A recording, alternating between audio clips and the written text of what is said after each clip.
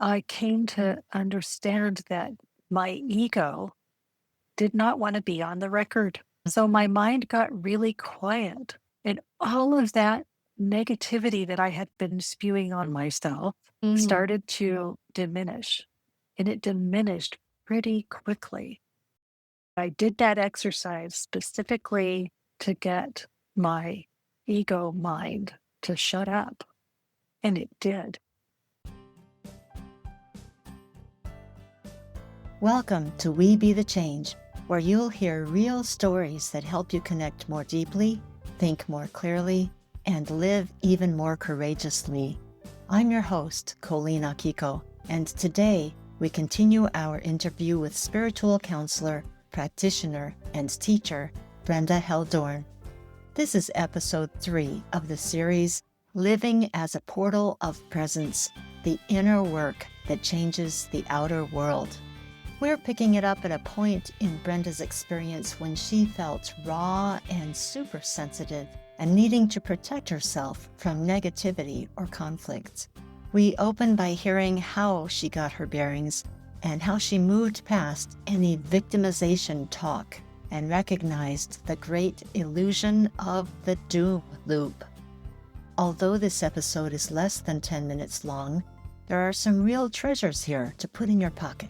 So enjoy, and remember, resources and tools for being the change await you 24/7 at songrise.live, SONGRISE.LIVE. Aloha.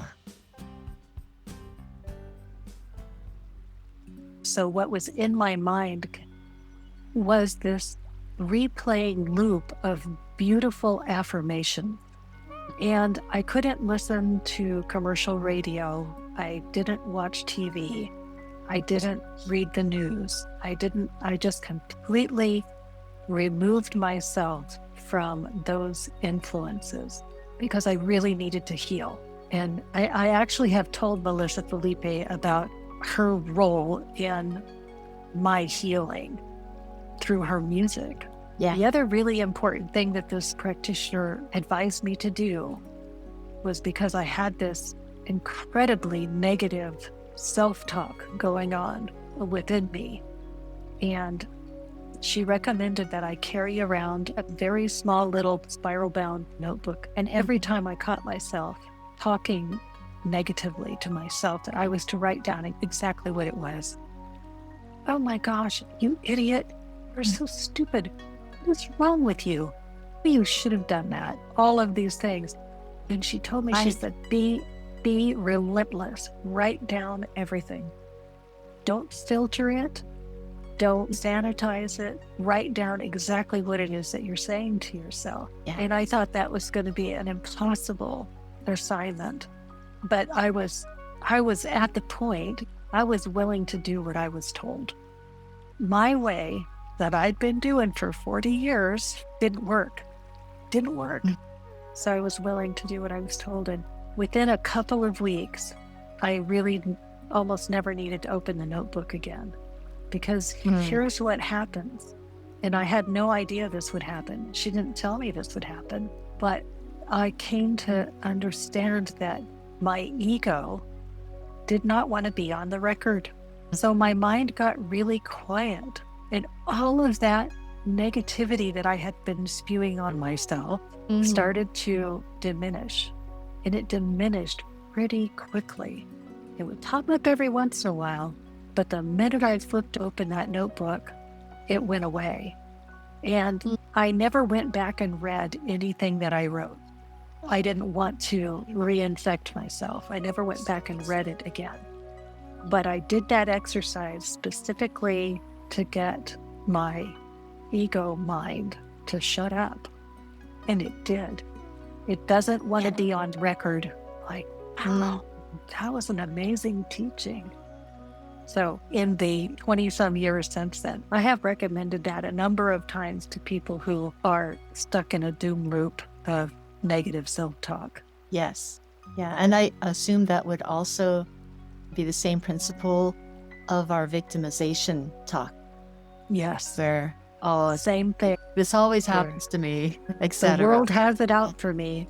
Yeah, Yeah. yeah. Or And wait, or something great happens. It's like, oh, just wait for the other shoe to fall kind of right. things. When we are putting that out there, it's so easy to find somebody to commiserate with beyond ourselves even, because Oh, it seems to absolutely. be, it's a way of connecting with people. I found that it's much easier to commiserate with someone than to hold my ground and say, even though this is happening, this is the story. It's not the truth. It's not the truth. And Yeah. yeah, when we talk like that, some relationships I found they go by the wayside because that's Yeah. not how they want to navigate their lives. But then there's more room for those who are still wishing to follow that narrow path. It is a narrow Yeah. path sometimes. It feels that way. It is. You're absolutely right. The easiest thing in the world for us to do, Colleen, to connect with people and to feel like we belong, is to find a common enemy and come together in solidarity against this common enemy. So when I make a decision that it isn't real, this thing that's happening out there, all of this stuff, all the ugliness, all of the disunity, it is a one big giant illusion. It's a dream. And I use this analogy when I'm teaching about this. And because I think other people probably had this experience where you have a pet. In my case, I have 2 cats and a dog, but my dog is the most expressive teacher that I have. And so sometimes I can watch her sleeping. And while she's sleeping, I see her paws moving and she sort of whimpers in her sleep or does some sort of little vocalization of some kind. And I look at her and I think, she's chasing rabbits in her sleep, in her dream. But when she wakes up, I don't scold her for chasing rabbits. She was only dreaming. So this soup that we're in right now, this giant collective nightmare that we're living, and what the occurrence is, we're like my dog who's only dreaming. We're chasing rabbits in our dreams. And when we wake up to our spiritual magnificence, the divine does not scold us for chasing rabbits in our dreams. The divine merely welcomes us. Heaven on earth. So I'm not immune. In perfect transparency, there's days when it feels really heavy. All of the expressions of the undoingness, because that's really what's happening. This is the great undoing. And there's times when it definitely affects me, but I have the tools now. I have the recognition that what worked for me before still works for me.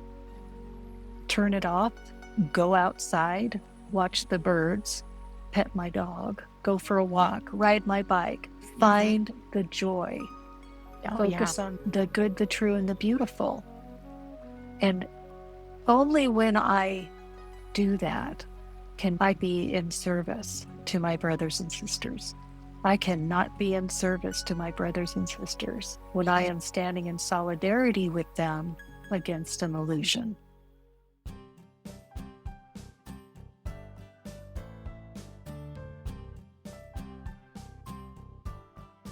That bears repeating. I cannot be in service to my brothers and sisters when I am standing in solidarity with them against an illusion. Are you feeling the deeper call with me? Watch for the wrap-up of Living as a Portal of Presence, the inner work that changes the outer world. Coming soon with Brenda Heldoorn. Until then, grace and peace to you as you cultivate the power of inner silence for navigating through what Brenda calls the great undoing. Thank you for joining us, sharing your thoughts, and please subscribe if you haven't already. You're invited to access supportive bonus content, fresh resources, and a free e-guide, Out of Your Head into Your Light, at songrise.live, songrise.live. I'm Colleen Akiko, and this is We Be the Change, where we remember that changing the world begins by changing ourselves.